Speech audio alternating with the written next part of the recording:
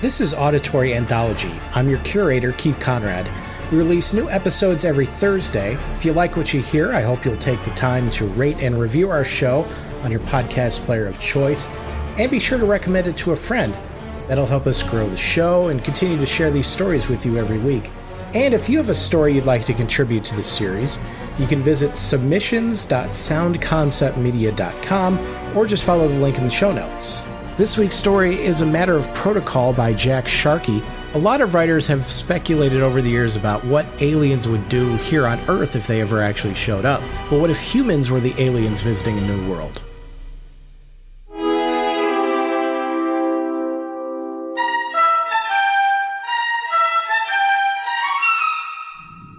From space, the planet Viridian resembled a great green moss-covered tennis ball. When the spaceship had arrowed even closer to the lush jungle that was the surface of the 7,000-mile sphere, there was still no visible break in the green cloak of the planet. Even when they dipped almost below their margin of safety, spaceships were poorly built for extended flight within the atmosphere. It took nearly a complete circuit of the planet before a triangle of emptiness was spotted.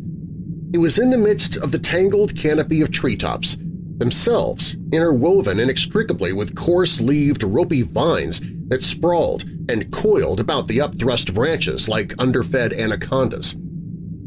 Into the center of this triangle, the ship was lowered on sputtering blue pillars of crackling energy to come to rest on the soft, loamy earth. A bare instant after setdown, crewmen exploded from the airlock and dashed into the jungle shadows with high-pressure tanks of gushing spume. Their job was to coat, cool, and throttle the hungry fires trickling in bright orange fingers through the heat-blackened grasses. Higher in the trees, a few vines smoldered fitfully where the fires had brushed them, then hissed into smoky wet ash as their own glutinous sap smothered the urgent embers. But the fire was going out. "Under control, sir," reported a returning crewman. Lieutenant Jerry Norcris emerged into the green gloaming that cloaked the base of the ship with a net of harlequin diamonds.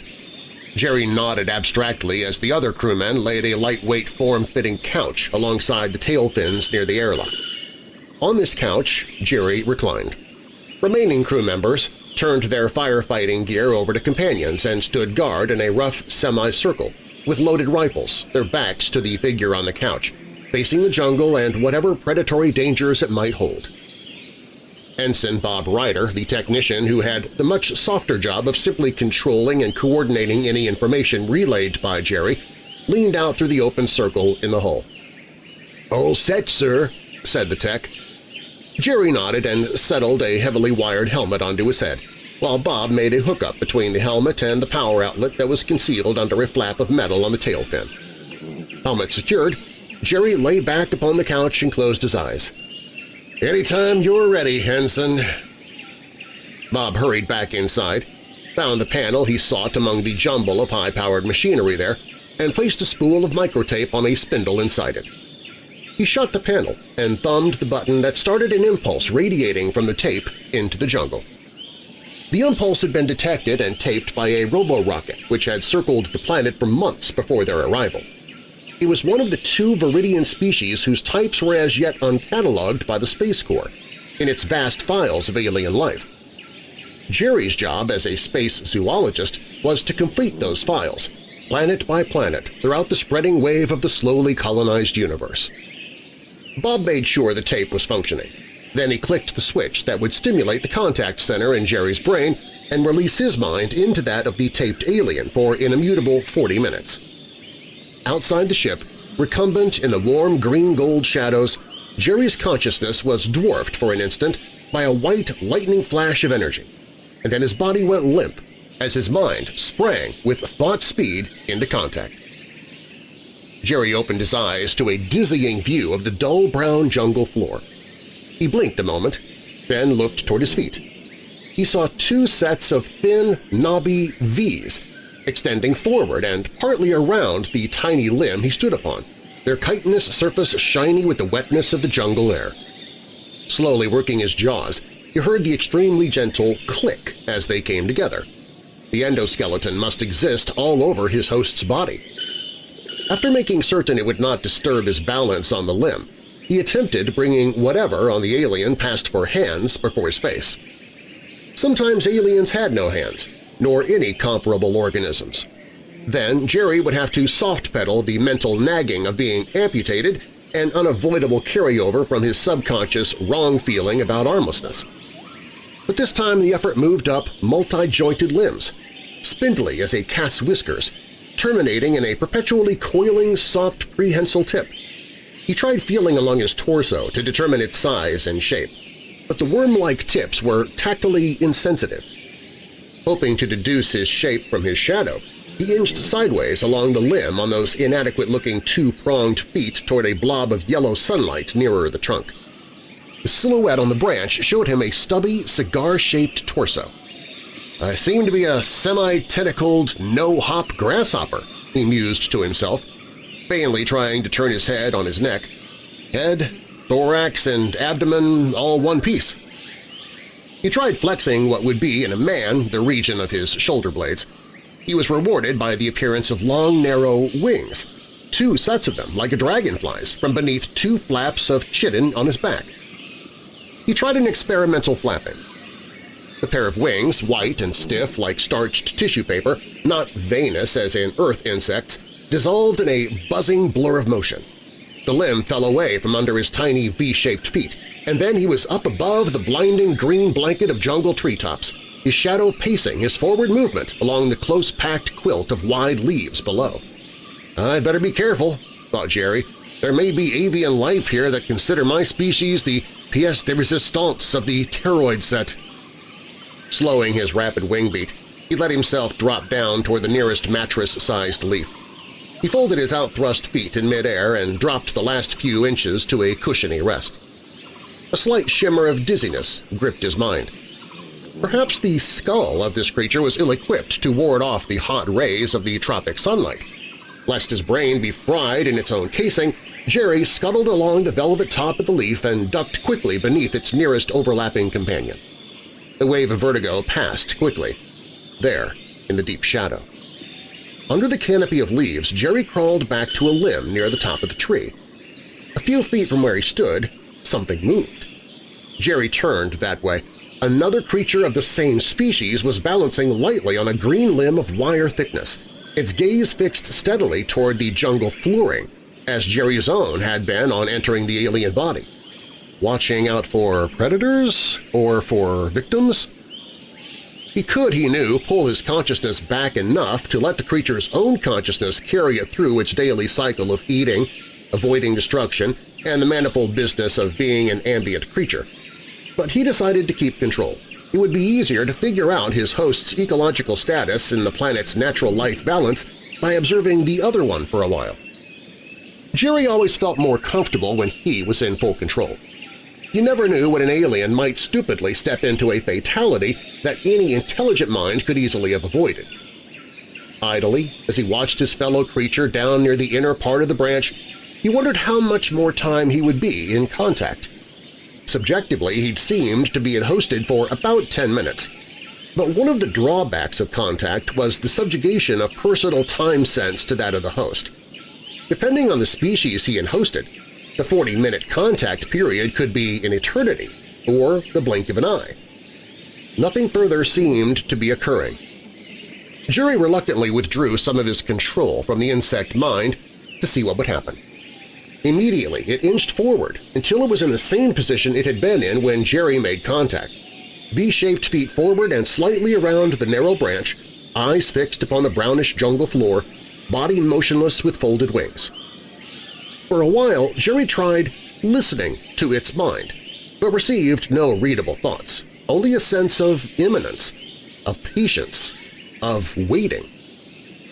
It didn't take long for Jerry to grow bored with this near-mindless outlook. He reassumed full control. Guiding the fragile feet carefully along the branch, he made his way to his fellow watcher and tried out the creature's communication system. His mind strove to activate something on the order of a larynx. The insect's nervous system received this impulse, changed in interspecies translation, as a broad request for getting a message to its fellow. Its body responded by lifting the multi-jointed arms forward. It clapped the hard inner surfaces of the wrists together so fast that they blurred into invisibility as the wings had done. A thin, ratchety sound came forth from that hard-shell contact. The other insect looked up in annoyance, then returned its gaze to the ground again. Oral conversation thus obviated, Jerry tried for physical attention-getting. He reached out a vermiform four-limb tip and tugged urgently at the other insect's nearest hind leg. An angry movement came out of the unmistakable pantomimic message, "For Pete's sake, get off my back, I'm busy." The other insect spread its thin double wings and went buzzing off a few trees away, then settled on a limb there and took up its earthward vigil once more. "Well, they're not gregarious, that's for sure," said Jerry to himself. "I wish I knew what the hell we were waiting for." He decided he was sick of ground watching and turned his attention to his immediate vicinity. His gaze wandered along all the twists, juts, and thrusts of branch and vine beneath the sun-blocking leaves, and all at once he realized he was staring at another of his kind. So still had its dull green-brown body been that he'd taken it for a ripple of bark along a branch. Carefully he looked further on. Beyond the small figure he soon located another like it, and then another.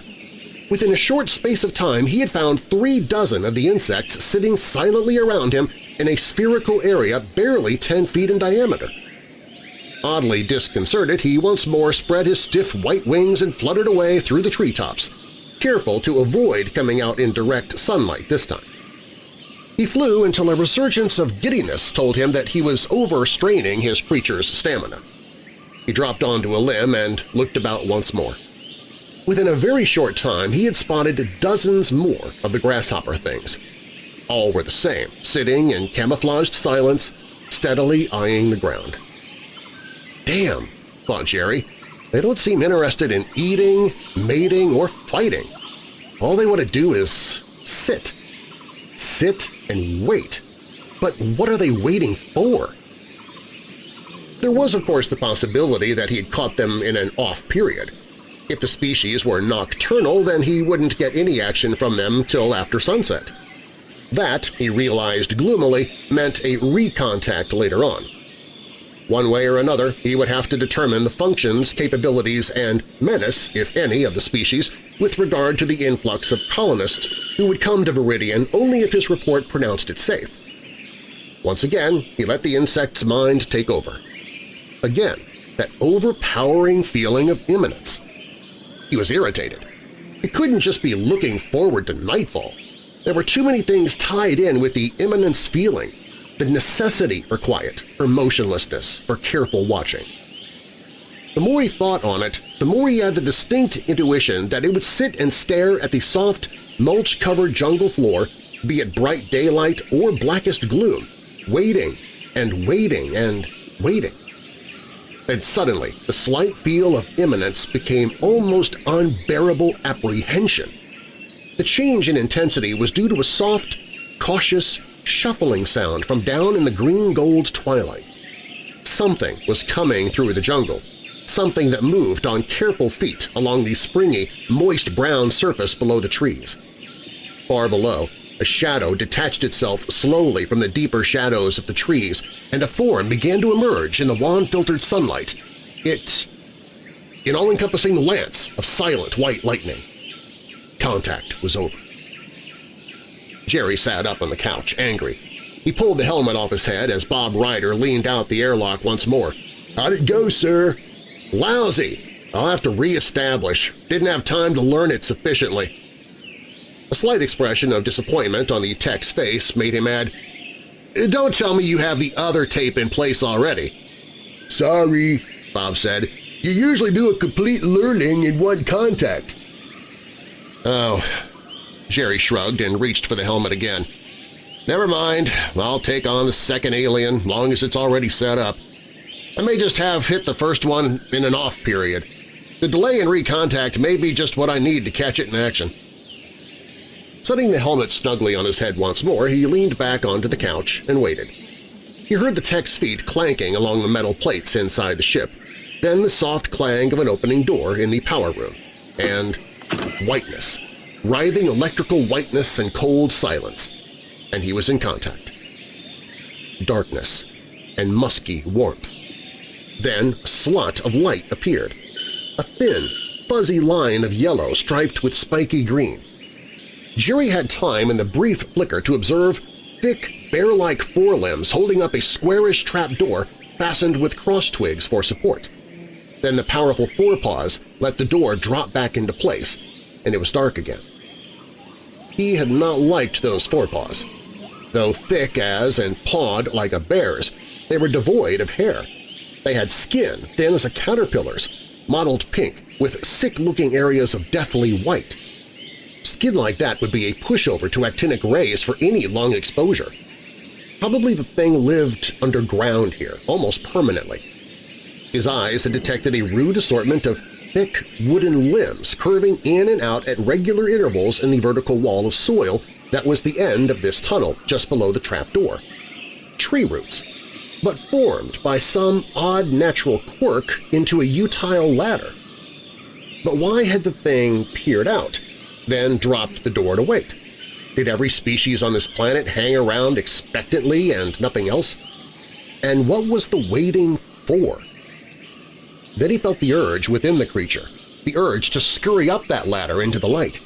But there was simultaneously a counter-urge in the thing, telling it to please wait a little longer.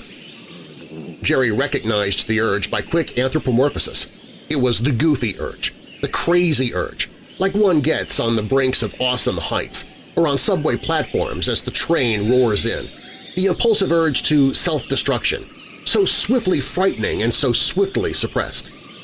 Yet it had lifted and dropped that lid too briefly to have seen anything outside. Could it be listening for something? Carefully he relinquished his control of the beast, fraction by fraction, to see what it would do. It rose on tiptoe at once and again lifted that earthen door. It squinted at the profusion of green-yellow sunlight that stung its eyes.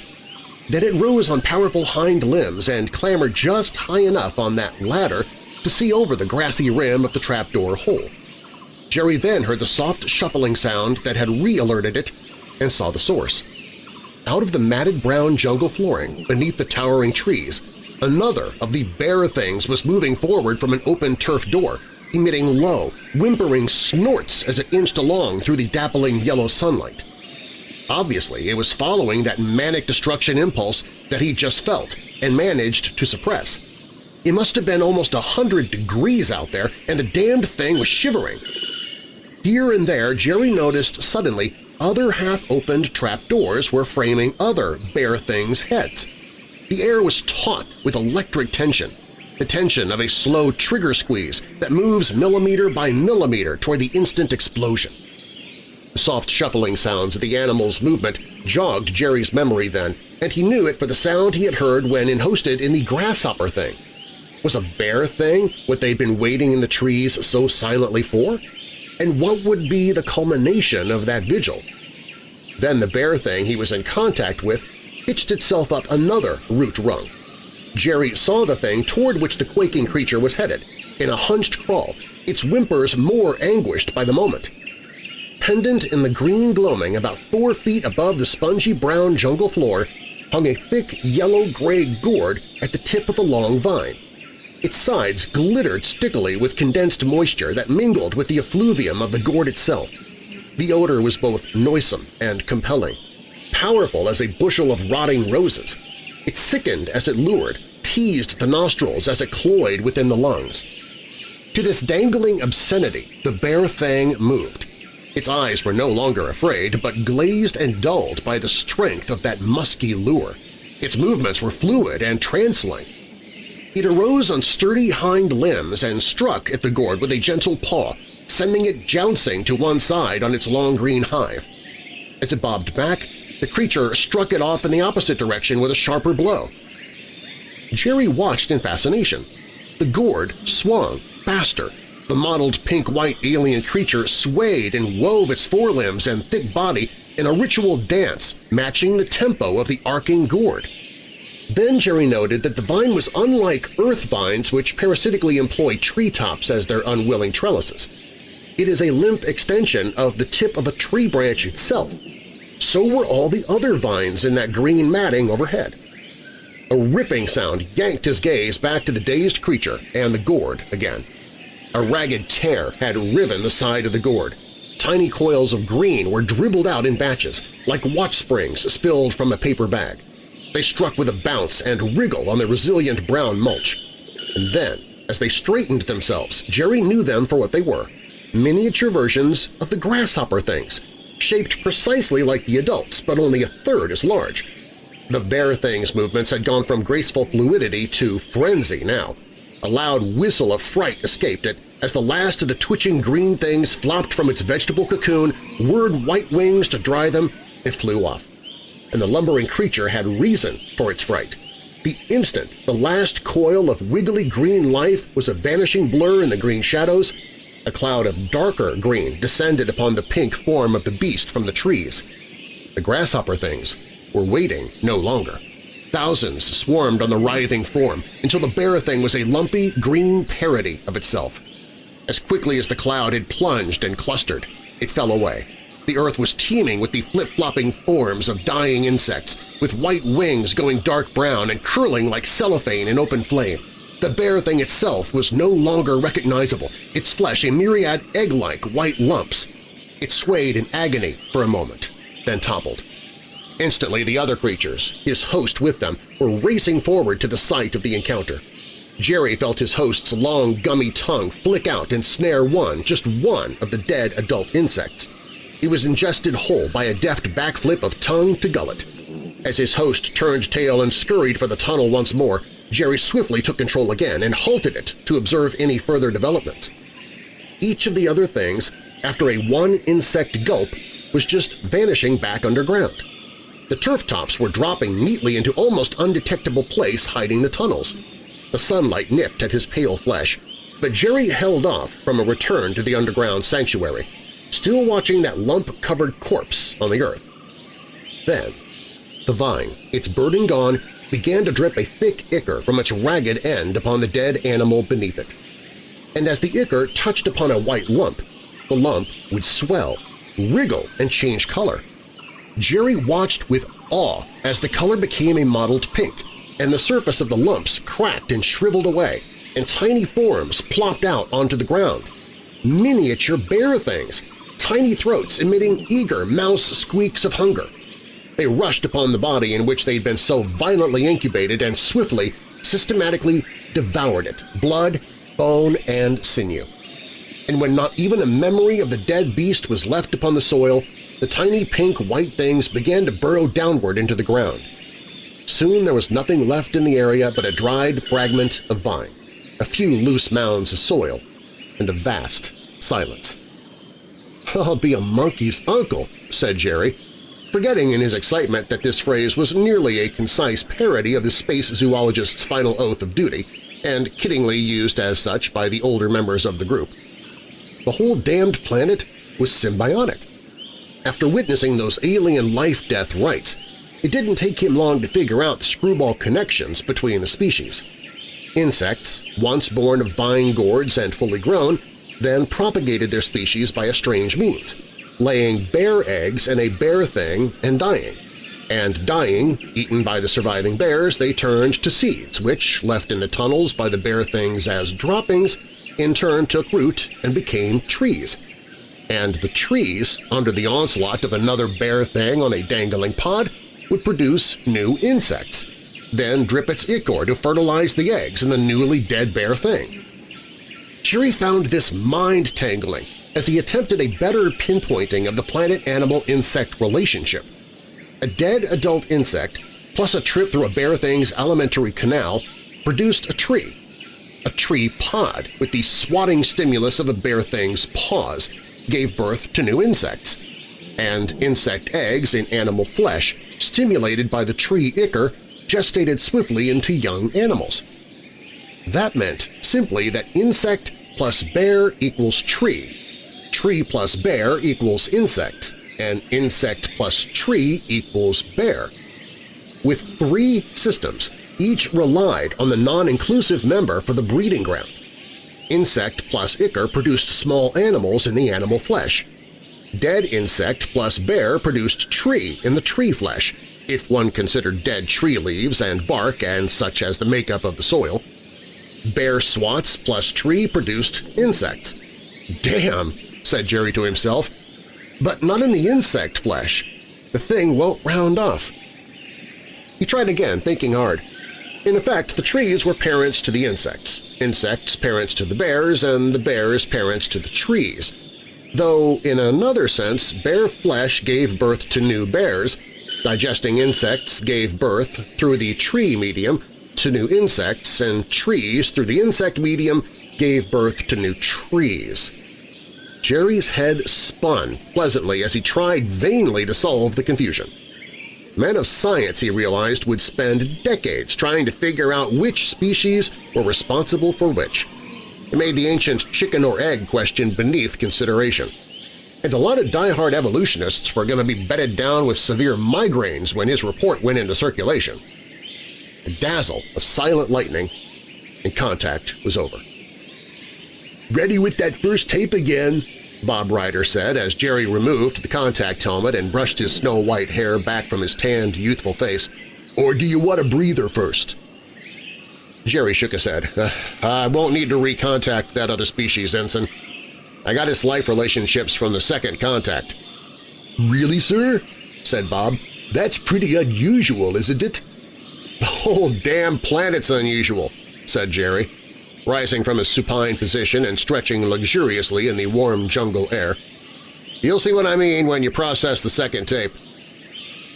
Bob decided that Jerry, running pretty true to form for a space zoologist, wasn't in a particularly talkative mood, so he had to satisfy himself with waiting for the transcription of the contact to get the details.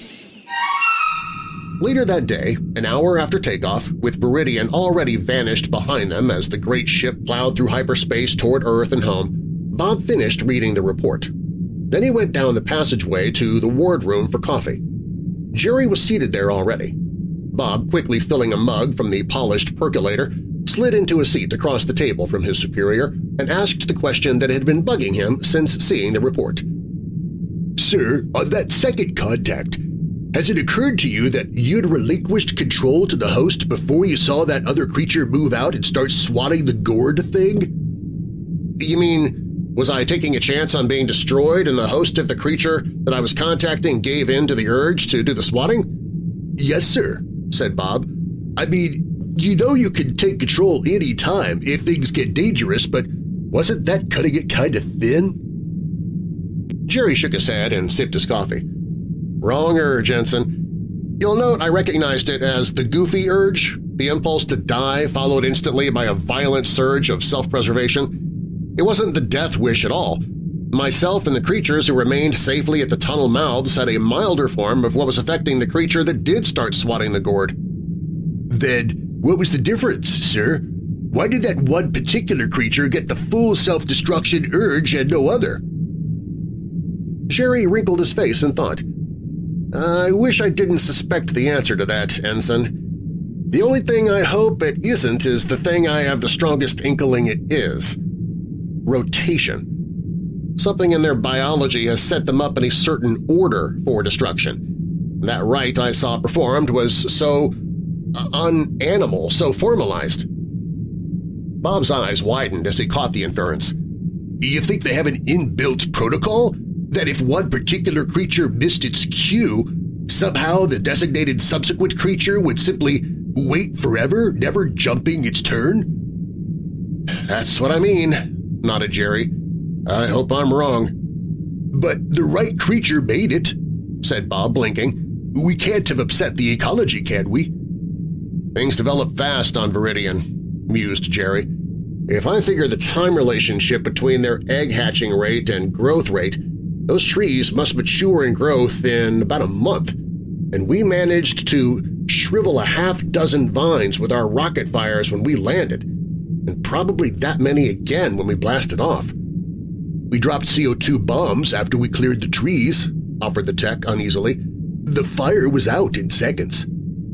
"That wouldn't help an already shriveled vine, though, now would it?" sighed Jerry.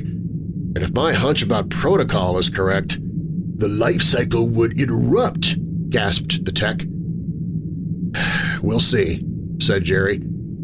It'll take us a month to get back, and there'll be another 6 months before the first wave of engineers is sent to begin the homesteads and industry sites. We'll see, Ensign. It took 2 months for the engineers to go out and return. They hadn't landed. A few orbits about the planet had shown them nothing but a vast, dead ball of dust and rotted vegetation, totally unfit for human habitation. They brought back photographs taken of the dead planet that no longer deserved the name it had rated in life. But Jerry Norcross, space zoologist, made it a special point to avoid looking at any of them.